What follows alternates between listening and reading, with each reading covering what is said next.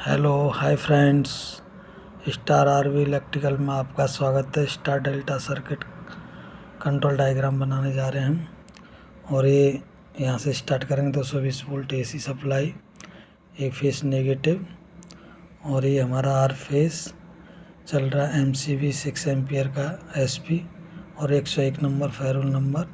और ये हमारा ओवरलोड से निकला स्टॉप पुश बटन से हमारा स्टार्ट और मैन का एनो।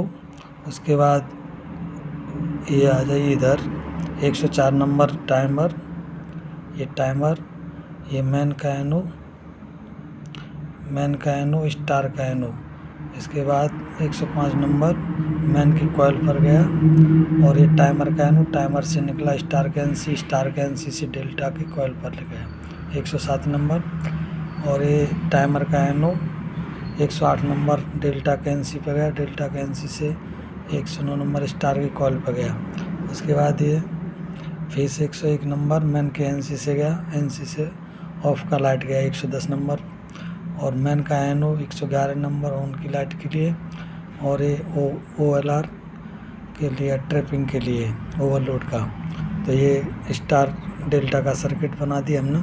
और कोई भी कमेंट करो, कोई भी लॉजिक बनवाना है, सर्किट बनवाना है तो हम उसमें हेल्प सहायता करेंगे और बनाएंगे। और शेयर कमेंट लाइक ज़रूर करें। ओके।